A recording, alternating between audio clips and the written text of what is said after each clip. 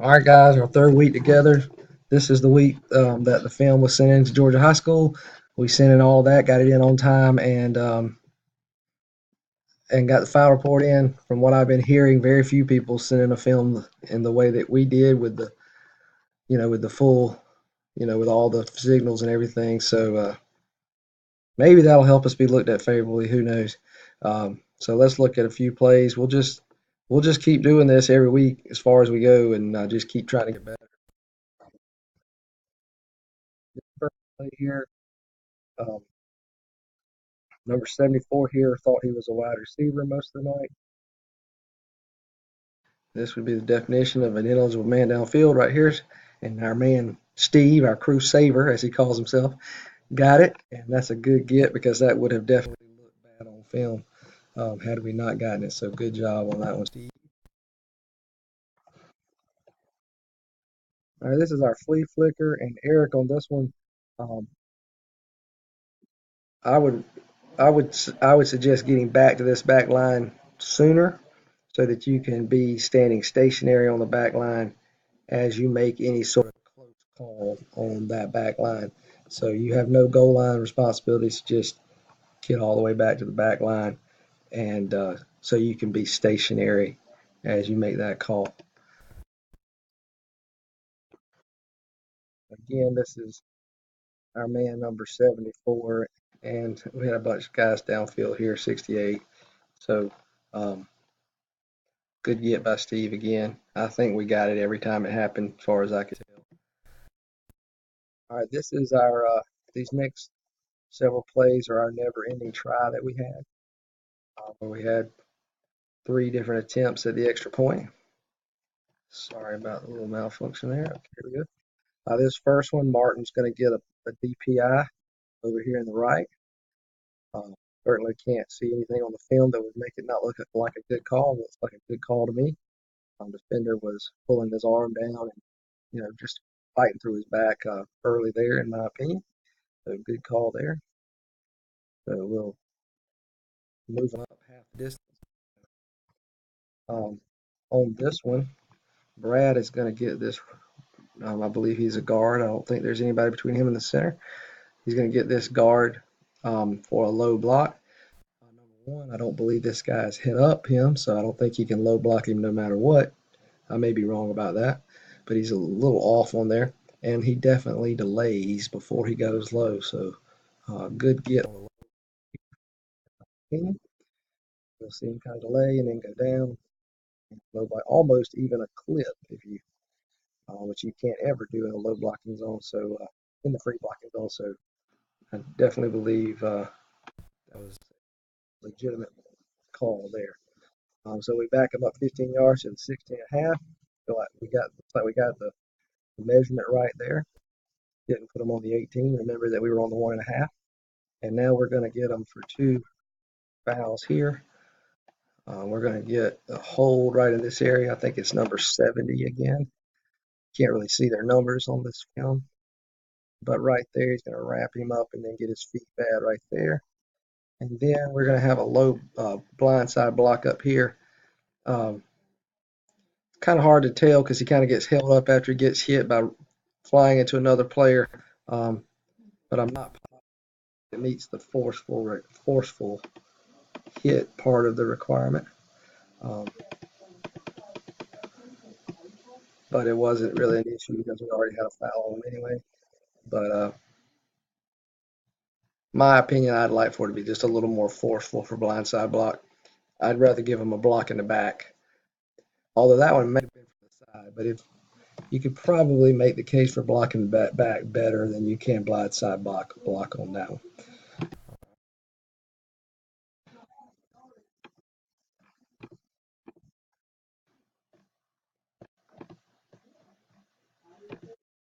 Now, as we come over here and watch me give my signals here, I'm gonna have a little bit of a mess up here. We did the right thing by not obviously by not letting them take this on the kick, but I kind of make it look like we are gonna let them take it on the kick. I should have declined there and declined there, but for some reason I declined afterwards and pointed at the thing, so I have no idea what I was doing there. So that was my bad on the signals there. I should have went holding decline, blindside decline, but I just did it one decline at the end, which made it look like offsetting penalties. It kind of looked like. So signal there. All right, this play here, I feel like sometimes we're not stopping the clock when it should be. This player, I don't see where his forward progress is ever stopped before he goes out of bounds. Remember, it's not if they get hit before they go out of bounds, or it's if their forward progress is stopped, and this player is moving forward. So I feel like we should be stopping the clock. Certainly not going to be something a coach or anybody's going to give you a hard time about in the middle of the game, but in a late game or late half, as we had in this game, with our other situation we had, certainly the clock can be important, and definitely in a late game situation, that clock would need to be stopped. So let's make sure if they go out of bounds and we're going to run the clock, make sure their forward progress is stopped before they go out of bounds.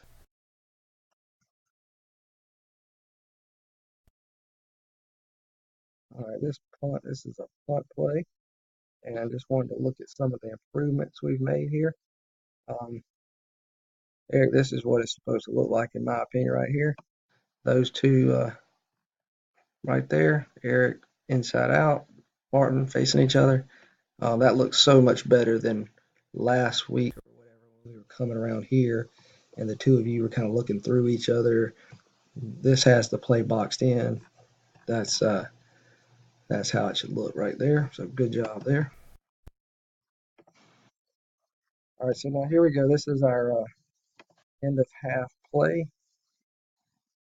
So let's look at this. So I don't really. I'm going to get rid of this comment so that we can see the whole play here. All right, here we go. Um, um, we're certainly not going to be able to tell very much on this film about whether or not he was on top of the player or whether or not he was on the ground. That's really not. You could certainly make the case both ways as far as that goes. You might could say his knee or something hit there. Um, you might could say that his butt hit there, or you might could say that there's a defender under him right there. I mean, it's there's no doubt that from this side of the field, when you were looking in here, it looked like he was on the defender, and when you were looking from this side, it looked more like he was on the ground. So that's really, I don't know that we could ever get that perfectly right. The question is, what do we do when we have that situation? And and the only thing I would have to say after thinking about this play is we just need to be running in here because I know that on this side of the field, it was kind of obvious, it was obvious. This side kind of thought, oh, he's obviously down, but this side did not think that. So we got to be coming in here selling it. Um, it's kind of, and then we have a weird situation of he had continued to run. Was it that when we had not stopped the clock at this point?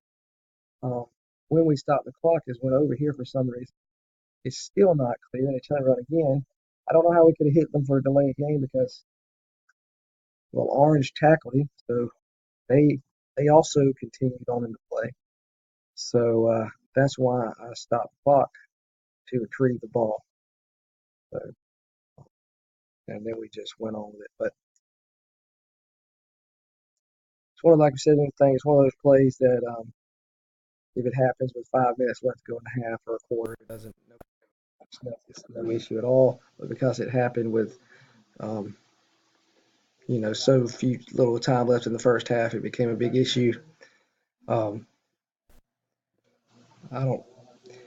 Again, the only thing I think we could have done different was sell a little harder, and I'm not even sure that selling it harder would have even made a difference either, because the um, that sideline over there just um, on that side of the field they just didn't.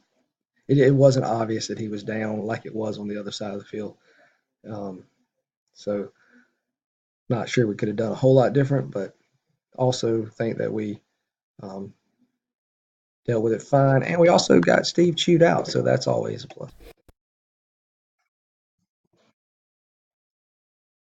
On this here, we had a roughing the passer on the play before, and we almost missed the yardage. But this is why we have three people doing it.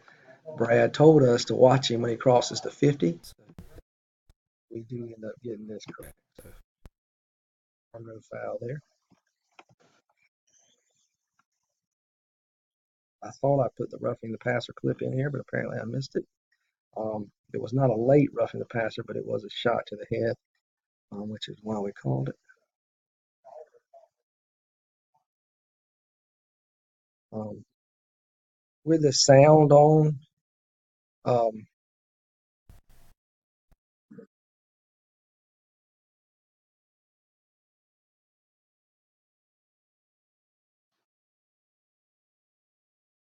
okay, so I'm sorry, I missed. I I didn't put the last play, but and we also can't put the sound on here. But with the sound on, with our 2.4 seconds at the end of half situation, it's obvious that we should have given them the time left because you can hear the horn well after the whistling, well after the timeout's being called. So on that, this play here is in the second half, and it's just an opportunity for y'all to make fun of me.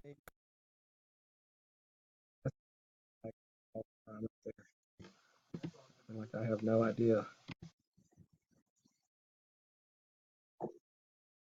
Number nine's in here ripping people off the pile, and I throw the flag with my left hand like 10 yards backwards or something. Here's our punt with the muff. Couple things. I realized that you thought he was going to catch it up here, then he muffs it, so it kind of gets on you a little bit there, Eric. But you know, as best you can, try to get an angle to watch that muff and not that catch and not rush up there quite so quick because you kind of get yourself in a weird spot right there. And then when the play is over, once you see Orange has it, just give us a signal there. All right, guys, that's a little shorter this week. Hopefully, we got several more weeks together, but we'll just keep working.